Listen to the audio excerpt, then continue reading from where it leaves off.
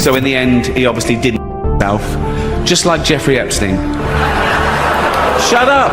I know he's your friend, but I don't care. The adrenochroming of children, if a child knows he's going to die, his body will secrete this adrenaline. Ellen DeGeneres is named in the Epstein documents, and that part is real. Her name appears in the broader index of over 300 high-profile individuals that show up across the investigative materials. You know, flight logs, communications, third-party interviews, peripheral records. She believed consumption was transformation, that youth could be taken in, that vitality could be absorbed.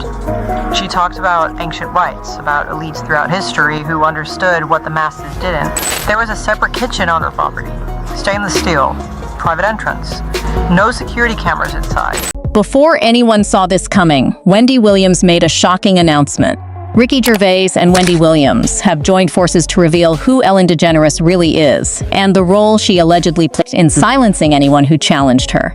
Ellen DeGeneres remained on the air for 19 years, and throughout that time, she reportedly intimidated both Ricky Gervais and Wendy Williams.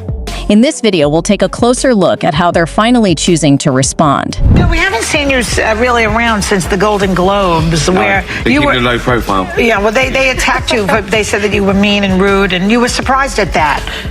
You were surprised. Let me just read one of the things they thought was... I'm mean and rude. I'm surprised they attacked her. Ricky Gervais hosted the Golden Globe Awards on 5 separate occasions between 2010 and 2020. During his final time as host, Ricky Gervais called out some of the entertainment industry's most influential figures. With leading producers, directors, actors, and music executives all in attendance, Ricky Gervais stepped onto the stage and claimed he knew they were all connected to Jeffrey Epstein. This happened back in 2020, 5 years before the Department of Justice publicly released any details related to the case. Even so, Ricky Gervais already seemed to know. What made you think, you know what, I'm just going to hammer him? I don't care what the... Well, I thought, when they said, do you want to host the Golden Globes, all that stuff I said in the show was true. I said, I'm going to write my own jokes, right? And I thought, who do I pander to? The 200 richest people in the room, or the 200 million people watching at home who aren't winning awards, who aren't millionaires, and it was a no-brainer. I was doing it for them, you know, and I didn't want to. It wasn't set out to hurt their feelings, but it was. If you're going to make it a spectator sport, then you better have something. There better be something in it for the people at home. And that wasn't even the first occasion Ricky Gervais had spoken out against these individuals either.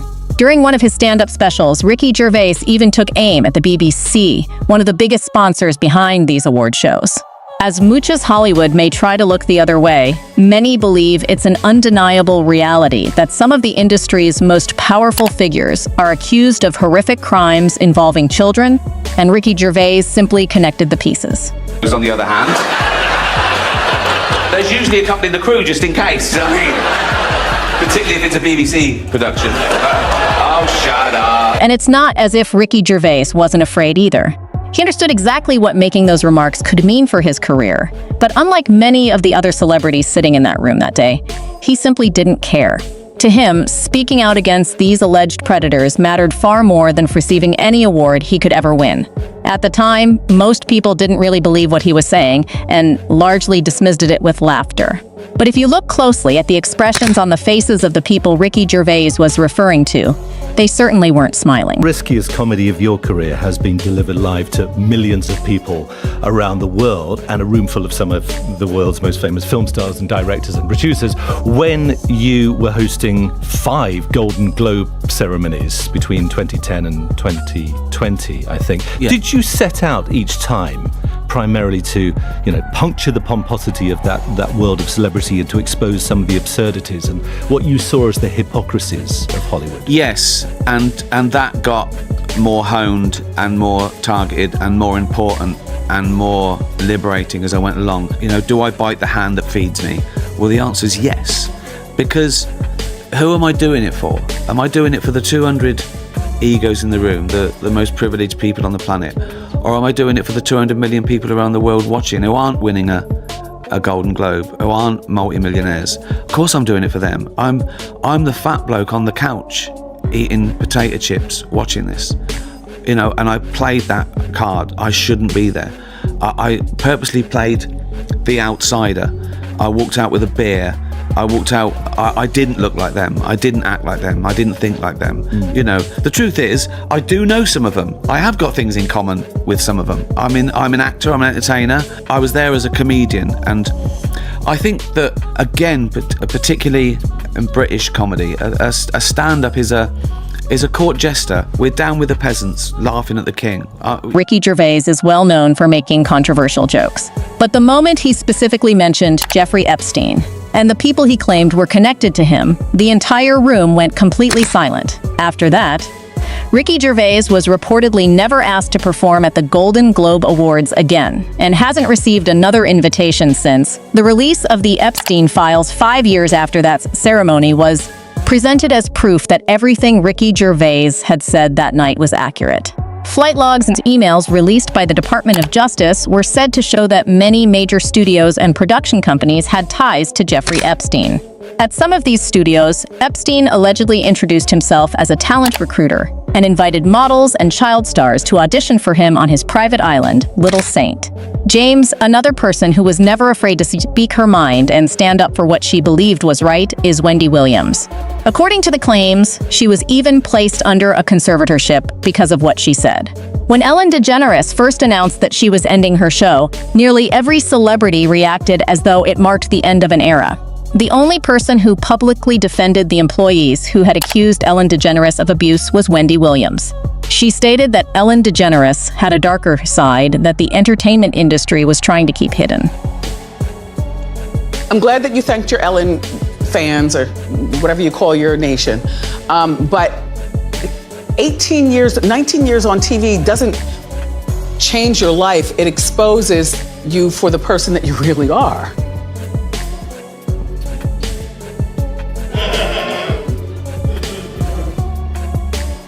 Suzanne, you've been around the block. Yes, I have been around the block. No,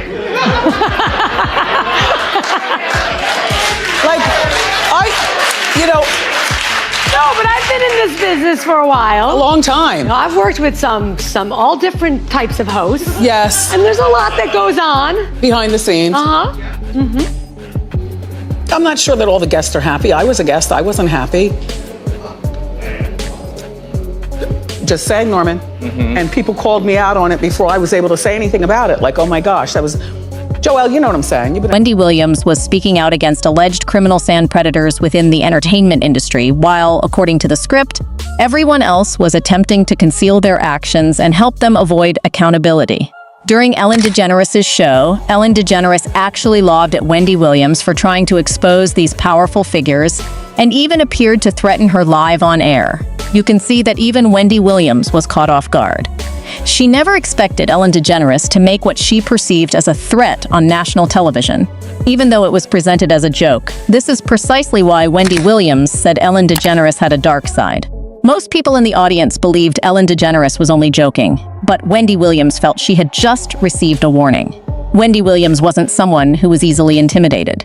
When Wendy Williams accused Diddy and other music executives in Hollywood of exploiting child stars such as Usher and Justin Bieber, Diddy reportedly appeared on Wendy Williams' show and threatened her by using her son as leverage.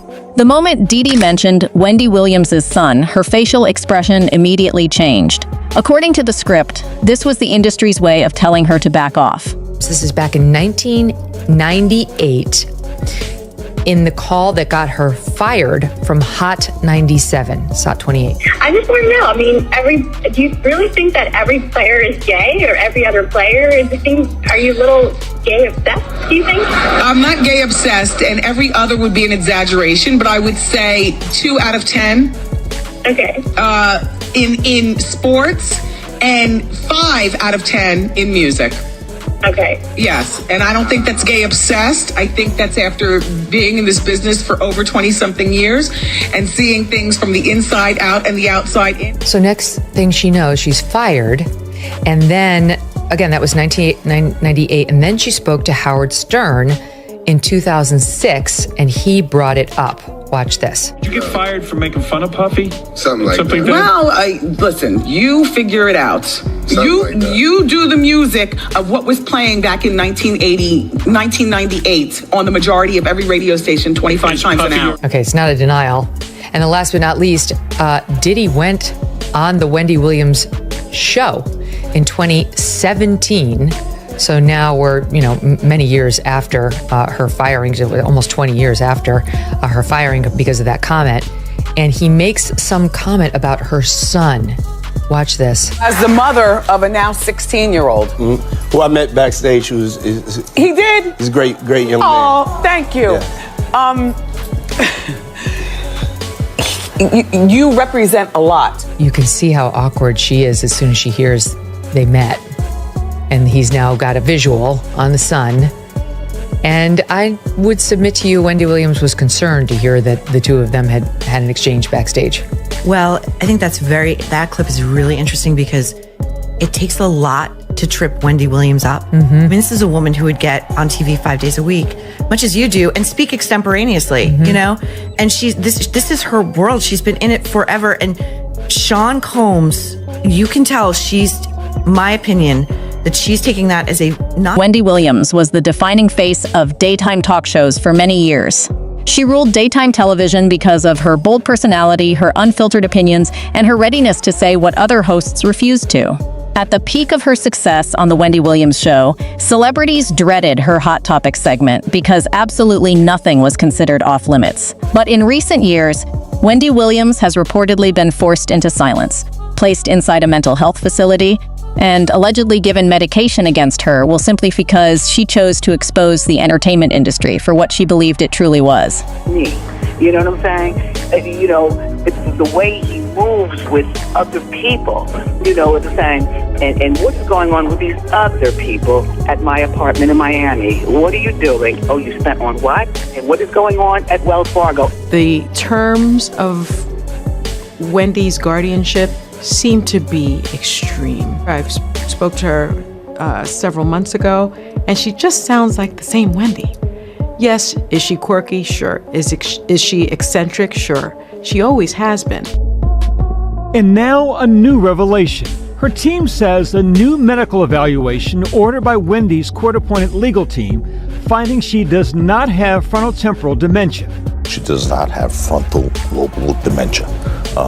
So that should be game. Wendy Williams was among the first people to speak out about the alleged exploitation of young boys in the music industry and how some parents were leaving their children in the care of individuals they believed were known predators simply for the chance to earn money. According to the script, many people already knew what kind of person Diddy was long before reports of his alleged criminal conduct became public. Why would any parent willingly place their child in his care? According to Wendy Williams, the parents were aware of what was happening all along. Worse, hip-hop wearing skirts or hip-hop being closeted and having a plethora of kids to prove manhood that, and denial of something that you shouldn't have to deny, which is your sexuality. So I hear what Jamar is saying, but we come from a very homosexual era of hip-hop as well. There was a radio personality once upon a time. Her name was Wendy Williams, and she was practically burned at the stake for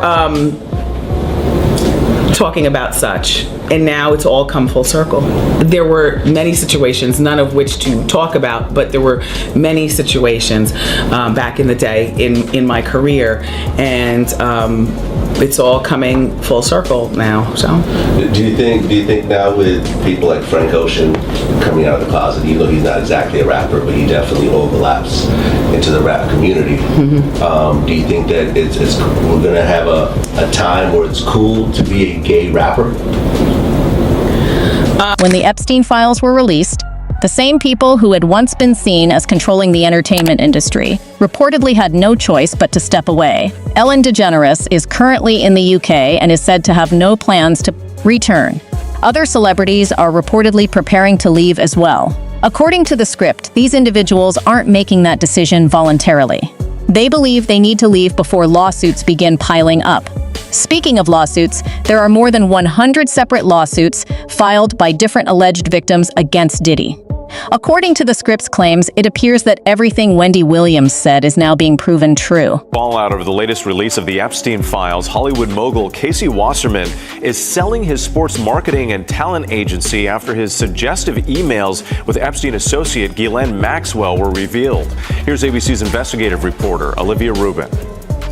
Tonight, outrage over the Epstein files forcing a Hollywood heavyweight talent agent Casey Wasserman to sell his namesake firm following the release of his suggestive emails with longtime Epstein associate Ghislaine Maxwell. In a note to employees, Wasserman writing he had become a distraction for the agency, which represents thousands of celebrities, performers, and athletes. He revealed the sell-off is already underway, following the departure of Grammy Award-winning singer Chappell Roan and soccer legend Abby Wambach. Among those newly released messages, Wasserman, who flew on Epstein's plane in 2002 for a Clinton Foundation-led humanitarian delegation, writing to Maxwell in March 2003, "I think of you all the time, so what do I have to do to see you in a tight leather outfit?"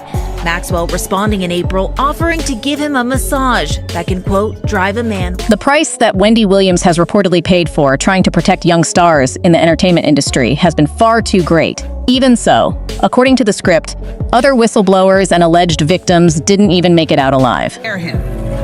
How dare him? I control men.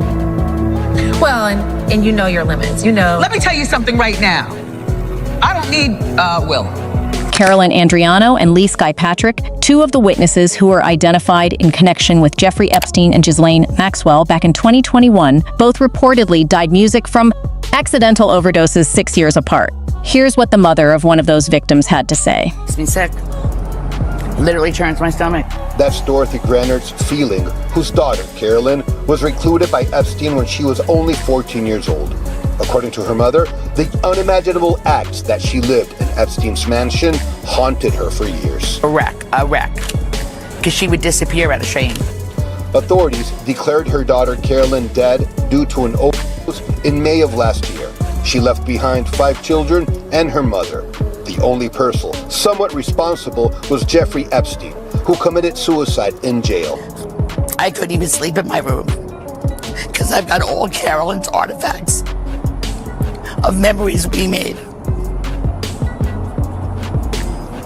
And I said to my son, I said, I can't sleep in my own room. All I see. At this moment, Wendy Williams is trying to break free from her guardianship.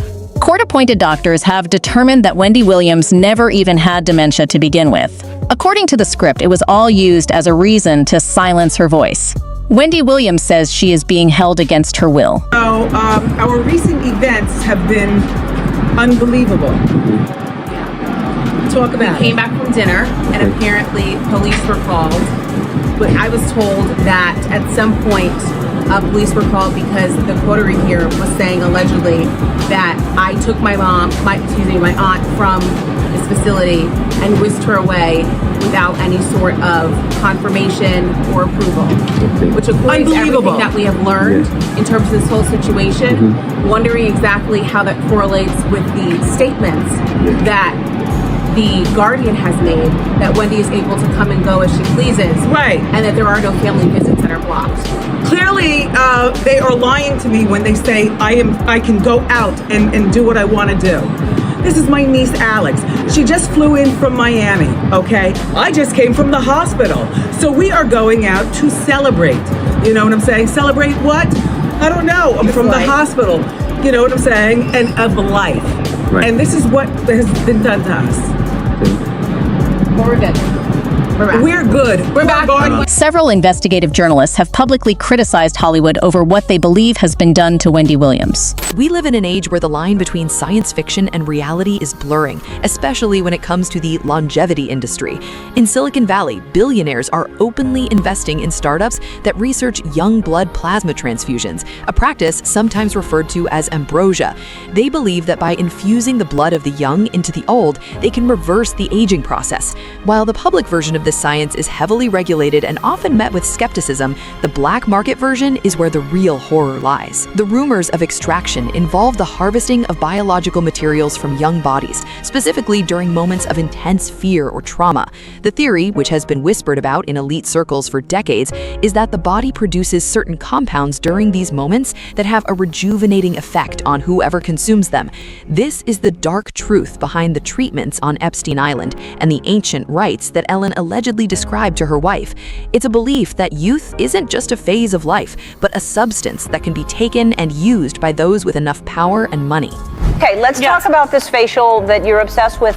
How many, did you get the whole cast of Ocean's 8 to do this? Not everybody. Okay, and, good, smart ones. Just those that I thought would appreciate it. Okay, explain what it is. Well, it's this way in which one forces through microneedling. It's like a little roller with these, some of you, I think many of you know it, and it pushes through the skin and ruptures the collagen and then boosts it. You look like a burn victim for a day, but then it pushes the serum. What are you pushing into the skin, Sandra? Carrie? What are you pushing into the skin? Well, you push in whatever the facialist would like to insert into your pores. But what is it? It is an extraction from a piece of skin that came from a young person far, far away, and they somehow figured out how to extract. It's foreskin from a Korean baby. The stories we've discussed today are hard to process. It's difficult to reconcile the image of a daytime legend with the chilling allegations of extraction and consumption. But the truth doesn't care about our comfort. The message is the same whether you view these acts as literal or symbolic. The people at the top have been consuming the vitality of the generations below them to keep their own empires alive. The people we talked about today have billions of dollars dedicated to keeping these stories in the dark. They've already tried to bury the movies, the documentaries, and the whistleblowers, but they can't stop the truth once it starts spreading. Subscribe to join our community of truth seekers. We don't just report the news, we find the files the mainstream media is too terrified to touch because we go beyond the headlines. Hit subscribe and let's hold the elite accountable.